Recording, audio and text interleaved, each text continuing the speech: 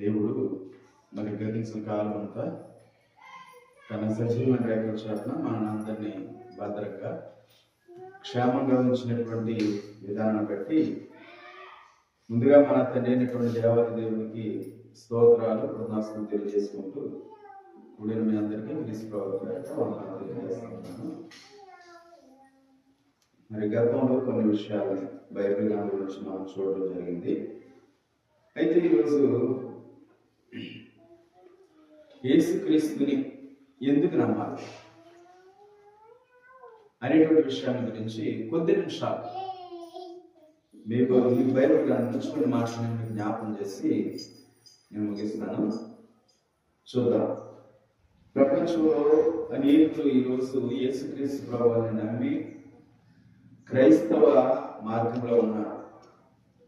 క్రైస్తవ్యం అనేది మతం మాత్రం కాదు అని బైబిల్ గ్రంథం తెలియజేసింది. కాబట్టి ఆ మతం కాని మార్గంలోకి మనం ఎందుకు రావాలి? ఆ మార్గాన్ని బోధించినది యేసుక్రీస్తు ప్రభువారే అని బైబిల్ గ్రంథం జ్ఞాపకం చేస్తూ ఉంది. మరి ఆ మార్గాన్ని బోధించినటువంటి యేసుక్రీస్తుని ఎందుకు నమ్మాలి అనేటువంటి విషయాల గురించి బైబిల్ ఆధారం చేసుకుని కొన్ని విషయాలు మీకు జ్ఞాపకం చేస్తాను. మొట్టమొదటిగా యేసుక్రీస్తు ప్రభువారు ఈ లోకానికి వచ్చిన సంఘటన జ్ఞాపకం చేసుకుంటూ లూకా సువార్త 2వ అధ్యాయం 11వ వచనము, అదేవిధంగా మత్తయి సువార్త 1వ అధ్యాయం 21వ వచనాలు క్రైస్తవులు అనబడిన వారందరికీ కూడా తెలిసినటువంటి వచనాలు. మత్తయి సువార్త 1వ అధ్యాయము 21వ వచనాన్ని ఆలోచన చేసినట్లయితే, ఆమె యొక్క కుమారుని కన్నును ఆయన తన ప్రజలను వారి పాపముల నుండి ఆయనే రక్షించును గనుక ఆయనకు యేసు అని పేరు పెట్టువలెను అనేటువంటి మాటను గాబ్రియెలు దూత మరి మరియతో చెప్పినట్లుగా బైబిల్ గ్రంథంలో మనం చూడగలం. అదే విషయాన్ని దృష్టిలో పెట్టుకుని ఆలోచన చేస్తే లూకా సువార్త 2వ అధ్యాయం 11వ వచనంలో కూడా ఆ గాబ్రియెలు దూతే గొర్రెల దగ్గరికి వచ్చి ప్రజలందరికీ కలుగుతూ మహా సంతోషకరమైన శుభవర్తమానం నేను మీకు తెలియజేస్తున్నాను. అదేంటంటే, దావీదు పట్టణం ముందు నేడు రక్షకుడు మీ కొరకు పుట్టి ఉన్నాడు, ఈయన ప్రభు అయిన క్రీస్తు. ఈ 2 వచనాలని మనం ఆధారంగా చేసుకుని ఆలోచన చేసినట్లయితే 2 వచనాల్లో కూడా రక్షకుడు అనేటువంటి మాట మనకు కనపడుతుంది. 1వ అధ్యాయం 2వ వచనం మత్తయి సువార్తలో చూస్తే ఆమె యొక్క కుమారుని కన్ను యేసు అని పేరు పెడుతున్నారని మాట కనపడుతుంది. యేసు అనే మాటకు అర్థం ఏంటంటే రక్షకుడు. అయితే లూకా సువార్తలో మాట్లాడుతున్నాడు, ఈయన రక్షకుడు, పాపులందరినీ రక్షించడానికి ఈ లోకానికి వచ్చేటువంటి దేవుని కుమారుడు అని గాబ్రియెలు దూత గొల్లలతో చెప్పినట్లుగా మనం బైబిల్ గ్రంథంలో చూడగలం. అయితే మరి ఈ లోకానికి రావడం మనకు తెలిసిన సంగతే. ఆయన ఎలా వచ్చారంటే మరియ ద్వారా ఈ లోకానికి వచ్చారు. అంటే మరియ పరిశుద్ధురాలుగా ఉన్నటువంటి ఆమె ద్వారా, పరిశుద్ధాత్మ ద్వారా మరియ గర్భాన్ని ధరించడం ద్వారా ఆయన ఈ లోకానికి మరియ ద్వారా రావడం జరిగింది. అంటే ఆయన కన్నది ఎవరు అంటే, భౌతికంగా కన్నది ఎవరు అంటే మరియ అనే విషయం మనకు అర్థమవుతుంది. ఆ మరియ ద్వారా ఈ లోకానికి వచ్చిన యేసు ప్రభువారు దాదాపుగా 33.5 సంవత్సరాలు ఈ లోకంలో జీవించినట్లుగా మనం చూడగలం. 33.5 సంవత్సరాలు ఆయన ఈ లోకంలో ఉన్నారు.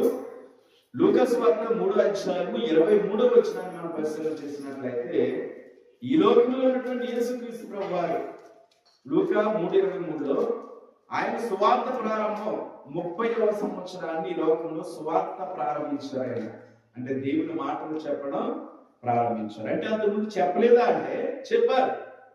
సంపూర్ణంగా యేసుక్రీస్తు ప్రభువారు సేవలోకి వచ్చింది ఎప్పుడంటే 30వ సంవత్సరంలో సేవలో రావడం జరిగింది.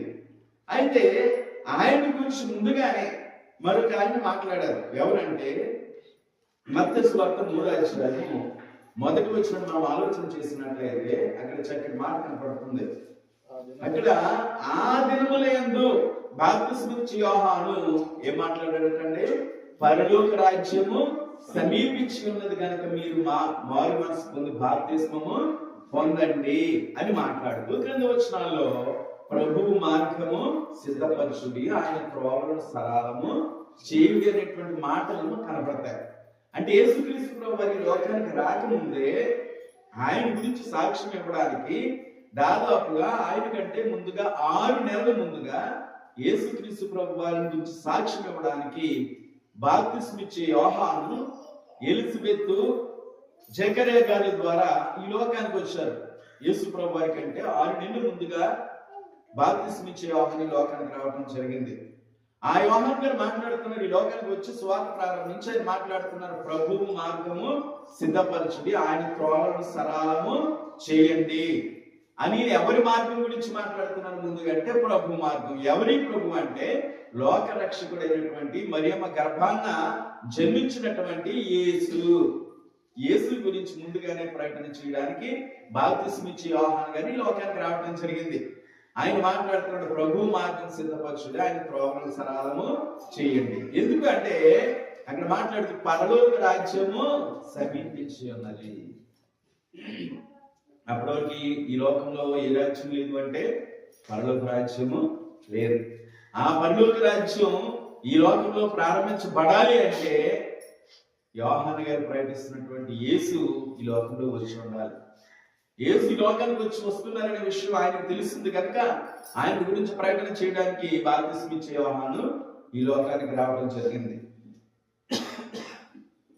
బాప్తిస్మిచ్చే యోహాను ఈ లోకానికి వచ్చి మాట్లాడుతున్నారు, ఆయన మార్గం సరళం చేయడానికి యేసు ప్రభు వారిని గురించి ఆయన ఈ లోకానికి వచ్చారు అన్నట్లు. అయితే మరి యేసు ప్రభు వారు వచ్చారు, ఆయన ప్రకటన చేసిన రీతిలోని యేసు ప్రభు వారు కూడా ఈ లోకానికి వచ్చారు. వచ్చిన యేసుక్రీస్తు ప్రభు వారు ఏమి ప్రకటన చేశారు?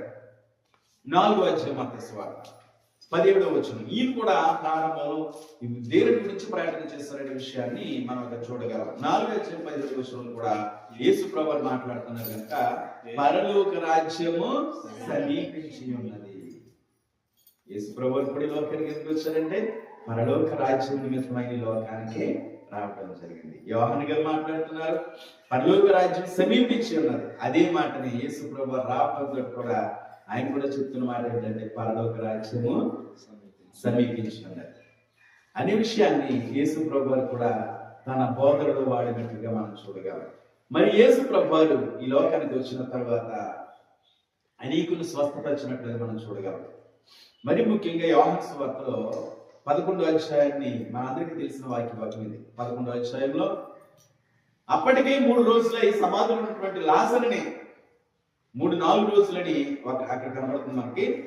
అటువంటి లాజరుని, సమాధిలో ఉన్న లాజరు దగ్గరికి వెళ్ళి, సమాధి దగ్గరికి వెళ్ళి లాజరు బయటికి రమ్మని పిలిచాడు యేసు ప్రభువారు. అంటే మరియ గర్భాన్ని పుట్టినటువంటి యేసు ప్రభువారు మరణించిన లాజరుని ఒక మాటతో బ్రతికించారు. అంటే యేసు మనలాంటి మనుషుడు కాదనే విషయాన్ని మనం అర్థం చేసుకోవాలి.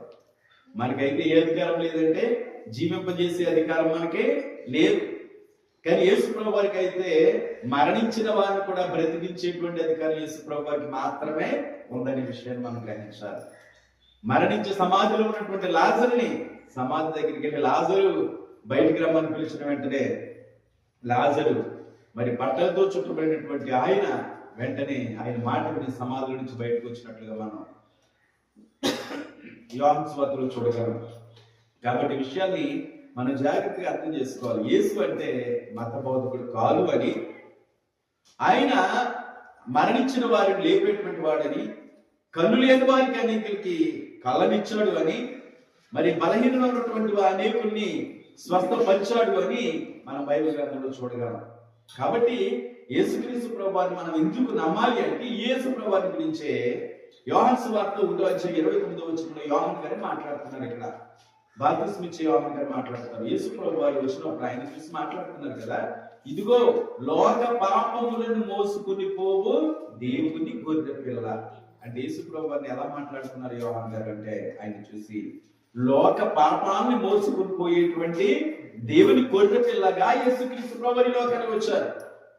అంటే గొర్రె పిల్లగా ఏ మోసుకెళ్ళడానికి వచ్చారంటే పాపాన్ని. ఎవరి పాపాన్ని మోసుకుని వెళ్ళడానికి? లోకములో ఉన్నటువంటి వారి యొక్క పాపాన్ని మోసుకుని వెళ్ళడానికి యేసు ప్రభువు ఈ లోకానికి వచ్చినట్లుగా చూడాలి. ఎందుకు అంటే రోమిలకు రాసిన పత్రిక 3వ అధ్యాయం 23వ వచనం కనపడుతుంది కదా, అక్కడ మాట్లాడుతూ ఏ భేదము లేదు, అందరూ పాపం చేసి దేవుడు గురించి మహిమను పొందలేక పోవచ్చున్నారనేటువంటి మాట మనకు కనపడుతుంది. అందుకనే యేసు ప్రభువుని ఉద్దేశించి బాప్తిసం యోహాను గారు మాట్లాడుతున్నారు, లోక పాపములను మోసుకుని పోయేటువంటి దేవుని గొర్రెపిల్లగా యేసుక్రీస్తు ప్రభువారు ఈ లోకానికి రావడం జరిగింది. కాబట్టి యేసుక్రీస్తు ప్రభువారు మత బోధకుడా అంటే ఆయన ఎక్కడ మతాన్ని బోధించలేదు, ఆయన ఎవరిని విమర్శించలేదు, ఉన్నది ఉన్నట్లుగా ప్రభువారు మాట్లాడారు. కాబట్టి బైబిల్ గ్రంథాన్ని పట్టుకుని క్రీస్తు సంఘంలో మనము ఎవరిని విమర్శించేటువంటి అధికారం మనకు లేదు, ఉన్నది చెప్పడం మన వంతు. కాబట్టి దయతో అర్థం చేసుకోండి, క్రీస్తులో ఉన్నటువంటి మనం యేసు గురించి ఎలా చెప్పాలంటే ఆయన మార్గాన్ని బోధించినటువంటి లోక రక్షకుడే తప్ప ఆయన మత బోధకుడు అయితే మాత్రం కాదని విషయాన్ని మనం అర్థం చేసుకుంటూ ఇతరులకు అర్థమయ్యేటట్లుగా మనం చెప్పేవారంగా ఉండాలి. కాబట్టి ఈ యేసుని గురించి మరొక చోట తిమోతికి రాసిన పత్రికలో అపోస్తలుడైన పౌలు గారి ద్వారా మరొక మాట మనం చూడగలం. మొదటి తిమోతి 2వ అధ్యాయము 5వ వచనంలో ఒక మాట కనపడుతుంది. అక్కడ ఏమనుకుంటుంది అంటే, దేవుడు ఒక్కడే, దేవునికి నరులకు మధ్యవర్తి కూడా ఒక్కడే, ఈయన క్రీస్తు యేసు అనేటువంటి నరుడు. ఎవరి యేసు అంటే దేవునికి నరులకి మధ్యవర్తి. యేసు ఎవరు, ఈయన ఎందుకు నమ్మాలనేటువంటి అంశం గురించి మీతో మాట్లాడుతున్నాను నేను. యేసు ఎవరంటే దేవునికి నరులకి కూడా మధ్యవర్తి. అంటే మనల్ని మరలా తిరిగి దేవుని దగ్గరికి చేర్చడానికి వచ్చినటువంటి ఒక మార్గంగా ఆయన ఉన్నారు. అంటే మధ్యవర్తిగా యేసు ప్రభు వారు ఉన్నారు. యేసు ప్రభు వారు ఈ లోకానికి ఎందుకు వచ్చారు అంటే ఆయన ఈ లోకంలో సుఖాలను అనుభవించడానికి రాలేదు, మనవలే అనేకమైన శ్రమలు అనుభవించారని ఎబ్రీయులకు రాసిన పత్రికలో మనకు కనపడుతుంది. మనవలే శ్రమలు అనుభవించారంట. శ్రమలు అనుభవించి ఆయన మరణించి సమాధి చేయబడి మరలా ఆయన వెళ్ళాల్సిన చోటికి పరలోకానికి వెళ్ళినట్లుగా మనం అక్కడ చూడగలం. అయితే యేసు ప్రభు వారు ఎవరంటే దేవునికి నరులకి మధ్యవర్తిగా ఈ లోకానికి వచ్చారు. కనుక మనం ఎవరు నమ్మాలంటే యేసు ప్రభు వారిని నమ్మడానికి ఆధారాలు కనబడుతుంది. అదేవిధంగా యేసు ప్రభు వారి గురించి మరొక వచనాన్ని మనం జ్ఞాపకం చేసుకున్నట్లయితే బైబిల్లో చాలా వచనాలు ప్రభు వారి గురించి ఉన్నాయి, కానీ అన్ని వచనాలు చెప్పడానికి సమయం కాదు కనుక కొద్ది నిమిషాలు మాత్రం మీతో నేను మాట్లాడుతున్నాను. మరొక వచనాన్ని అదే తిమోతికి రాసినటువంటి పత్రికలో 1వ అధ్యాయం 15వ వచనంలో కనబడుతుంది. కనుక ఏంటి మాట అంటే, పాపులను రక్షించుటకు క్రీస్తు యేసు లోకములోనికి వచ్చిన మాట నమ్మదగినది, పూర్ణాంగీకరణకు యోగ్యమైనది అనేటువంటి మాట మనకు కనబడుతుంది. అంటే యేసు అంటే రక్షకుడు అనే విషయాన్ని గతంలో జ్ఞాపకం చేస్తాను, మరలా జ్ఞాపకం చేస్తున్నాను. యేసు అంటే రక్షకుడు. ఎవరికి, ఏ విషయంలో రక్షకుడు అంటే పాపులను రక్షించడానికి ఈ లోకానికి వచ్చినటువంటి దేవుని కుమారుడు. తిమోతి రాసిన మొదటి పత్రిక చదువు వచ్చినమే, పాపుని రక్షించడానికి ఈ లోకానికి వచ్చారు. దేవుని కుమారుడిగా వచ్చి దేవుడిగా ఆయన ఏనాడు కూడా నేను దేవుడిని అని చెప్పుకోలేదు, దేవుడి వల్ల ఆయన తనను హెచ్చించుకుని ఎక్కడ కనబడలేదు. ఈ లోకంలో ఉన్నంత కాలం కూడా ఫిలిప్పీయులకు రాసిన పత్రిక 2వ అధ్యాయం 2-8 వచనాలను మనం పరిశీలన చేస్తే, ఆయన తండ్రితో దేవుడితో సమానుడిగా ఉన్నప్పటికీ కూడా ఆ భాగ్యాన్ని వదిలిపెట్టుకుని ఆయన ఈ లోకానికి వచ్చి ఆయన శిలువ మరణం పొందినంతగా తనకు తాను తగ్గించుకున్నాడనే విషయాన్ని మనం చదవగలం. కాబట్టి యేసు ఎవరు అంటే దేవుని కుమారుడు. యేసు ఈ లోకానికి ఎందుకు వచ్చారంటే నిన్ను నన్ను రక్షించడానికి ఈ లోకానికి వచ్చారు. కాబట్టి యేసునే ఎందుకు నమ్మాలంటే నిన్ను నన్ను పాపం నుంచి విడుదల చేయడానికి ఆయన దేవుని కుమారుడు. ఆయన మాత్రం మనల్ని పాపం నుంచి విడుదల చేయడానికి సమర్థుడు. ఆయన తప్ప మరి ఎవరైనా ఉన్నారు అనడానికి బైబిల్ గ్రంథం ఎక్కడ మనకు ఆధారం ఇవ్వట్లేదు. బైబిల్ గ్రంథాన్ని మనం ఆధారంగా ప్రమాణంగా చేసి చూసినట్లయితే పాపులను రక్షించడానికి సమర్థుడు ఎవరంటే యేసు ప్రభువారు. అదేవిధంగా మత్తయి సువార్తలో ఒక చోట కనపడుతుంది, ఒక ఆయన్ని మంచం మీద మోసుకుంటూ యేసు ప్రభువారి దగ్గరికి తీసుకొచ్చినప్పుడు ఆయన చెప్పిన మాట ఏంటంటే, నీ పాపములు క్షమించబడి ఉన్నవని చెప్పారు. ఆయన చెప్తే అక్కడ ఉన్న శాస్త్రులు, పరిసయ్యులు, పెద్దలు మాట్లాడుతూ పాపాలను క్షమించడానికి ఇతని అధికారం ఎక్కడిదని వారు ఆలోచన చేశారు. మనుష్య కుమారునికి భూమి మీద పాపాలను క్షమించే అధికారం మనుష్య కుమారునికి ఉందనే విషయాన్ని అందరూ గ్రహించాలి అనే విషయాన్ని అక్కడ ఉన్నటువంటి శాస్త్రులకి, పరిసయ్యులకి యేసు ప్రభువు చెప్పినట్లుగా మనం చూడగలం. కాబట్టి యేసుని ఎందుకు మనం నమ్మాలి అంటే మరొక మాట నేను ముగింపులోకి వస్తున్నాను. యేసుని మనం ఎందుకు నమ్మాలని మనం ఆలోచన చేసినట్లయితే, ఇంకా చూసినట్లయితే యోహాను సువార్త 14:6 యేసు ప్రభువునే చెప్పారు. అందుకంటే ముందుగా యోహాను సువార్త 3:13 చూసినట్లయితే పరలోకం నుంచి భూలోకానికి వచ్చిన వాడు, భూలోకం నుంచి పరలోకానికి ఎక్కిపోయిన వాడు ఒక్కడే ఉన్నాడు. ఆయన ఎవరు అంటే యేసు ప్రభువు. పరలోకానికి నుంచి భూలోకానికి వచ్చి భూలోకం నుంచి పరలోకంకి ఎక్కిపోయిందల్లా ఒకరే ఒకరు. ఆయన ఎవరు అంటే యేసు ప్రభువే తప్ప మరి మనుషులు ఎవ్వరు కూడా కానే కాదనే విషయాన్ని మనందరం గ్రహించాలి. కాబట్టి ఆ యేసు ప్రభువు యోహాను సువార్త 14:6 మాట్లాడుతూ చెప్తున్న మాట, నేనే యేసు ప్రభువు మాట్లాడేది యేసు, నేనే మార్గము, నేనే సత్యము, నేనే జీవము, నా ద్వారా తప్ప ఎవరు పరలోకం రావడానికి అవకాశం అనేది లేదు అని యేసుక్రీస్తు ప్రభువు వారి తన గురించి తాను చెప్పడం జరిగింది. ఎందుకంటే బైబిల్ గ్రంథంలో ఆధారాలు చేసుకునే మనం దేవుని మాటల్ని వింటూ ఉన్నాం, చెబుతూ ఉన్నాం కనుక దీనికి ఏది కలపడానికి తీసివేయడానికి మనుషులుగా మనకు అధికారం లేదు కనుక బైబిల్ ఏవైతే బోధించావో అవి మాత్రం మనం మాట్లాడుకోవాలి, వాటిని గురించి ఆలోచన చేయాలి తప్ప యేసుక్రీస్తు ప్రభువు మాత్రం బోధకుడనే విషయాన్ని బైబిల్ ఎక్కడా తేటపరచలేదు కనుక యేసుని ఎందుకు మనం నమ్మాలంటే కారణాలను జ్ఞాపకం చేస్తూ మీకు ఇస్తానండి. యేసు ప్రభువు పరలోకం నుండి భూలోకానికి దేవుని కుమారుడిగా వచ్చారు. మొట్టమొదటి కారణం, ఆయన కన్య మరియ గర్భాన ఈ లోకంలో జన్మించారు. మరొక కారణం చూసినట్లయితే ఆ యేసుని గురించి ముందుగానే ప్రకటన చేయడానికి బాప్తిస్మం ఇచ్చే యోహానుని దేవుడు పంపించారు.